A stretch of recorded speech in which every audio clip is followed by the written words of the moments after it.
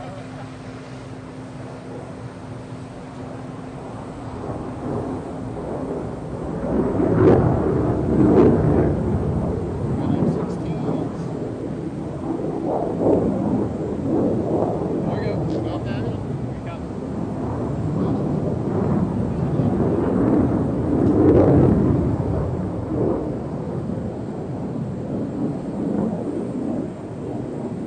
afternoon, everyone.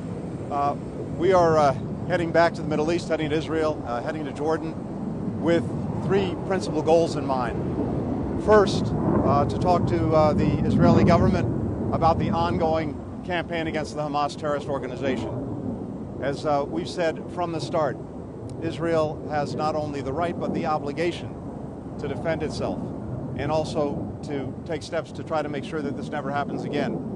We've also said very clearly and repeatedly that how Israel does this matters. We will focus as well on steps that need to be taken to protect civilians who are in a crossfire of Hamas's making. And we want to look at concrete steps that can be taken to better protect them.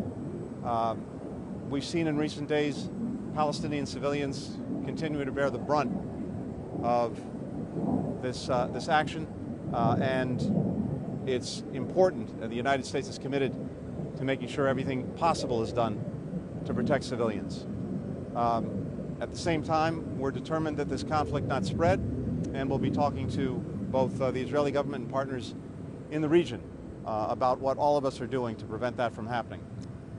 Second big objective, of course, is to continue our efforts to get humanitarian assistance in and to get our citizens and nationals out of Gaza. In terms of humanitarian assistance going in, we've been able to establish over the last couple of weeks efforts to get trucks moving. We've had about 50 to 60 trucks a day of assistance going in. We need that and want that to increase, and I expect you'll see that in the coming days. At the same time, we've been working to make sure that our nationals and other foreign nationals can get out. And over the last 2 days, you've seen Americans and their families begin to come out of Gaza. And we expect that to continue over the coming days. This has been a very deliberate effort on our part, working with other countries to make sure we could get passage out for our citizens and citizens from other countries. Of course, we're intensely focused every single day on the hostages and taking every possible step that we can in concert with others to secure their release. Third and finally, we will be talking about how we can set the conditions for a durable, sustainable peace, durable, sustainable security for Israelis and Palestinians alike. We're focused on the day of. We also need to be focused on the day after.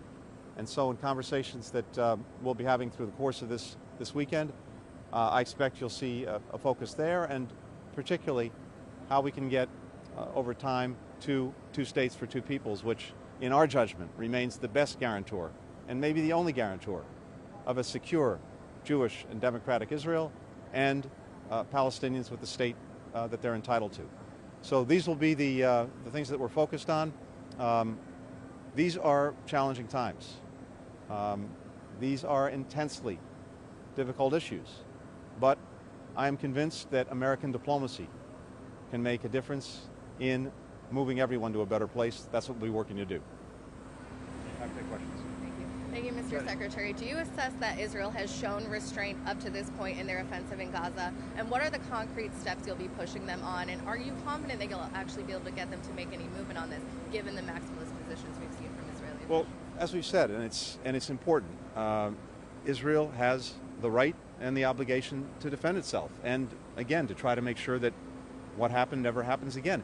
No country, not the United States, not anyone else that I can think of, would tolerate the slaughter of its civilians. So we stand behind that, and we stand behind the proposition. But as democracies, the United States, Israel, other democracies have a responsibility to do everything possible to protect civilians who may be caught in harm's way. And this, again, is a crossfire, quite literally, of Hamas's making. The fact that it cynically and monstrously, deliberately, has people, men, women, and children, as human shields, puts its command posts, puts its leadership, puts its fighters, puts its weapons, puts its munitions underneath hospitals or even inside them, schools, mosques, makes this incredibly challenging. But we have to rise to that responsibility. And so we will be talking about concrete steps that can and should be taken to minimize harm to men, women, and children in Gaza. And this is something that the United States is committed to. I'm not going to get into the details here, but it's very much on the agenda. When I see a Palestinian child, a boy, a girl, pulled from the rubble of a collapsed building, that hits me in the gut as much as seeing a child in Israel or anywhere else. So this is something that we have an obligation to respond to, and we will. Thank you. I wonder if we could get your assessment of the current risk of the spillover in the conflict. Today, Hezbollah has said they've attacked 19 posts along Israel's border with Lebanon. The Houthis said the other day they're entering the conflict. And just secondly, while you're in the region, how do you expect to be able to get other countries in the region involved in sort of the day after plan that you're talking about when there's rising opposition, rising protests against Israel from, we've seen Bahrain and Jordanians pull out their ambassadors? So we are determined to prevent escalation on any of these fronts, whether it's Lebanon, northern Israel, southern Lebanon, whether it's the West Bank, whether it's anywhere else in the region. And the President's been very clear in what he said publicly. We've been very clear in what we've shared privately. We've been very clear in some of the actions we're taking, that we are determined to deter any escalation. So with our partners as well, we're making sure that that message gets through. It's not in anyone's interest for this to escalate. And I think some of the other parties involved actually recognize that. But we're going to work on that every single day. Do you assess that that's happening, though, if these strikes already taking place?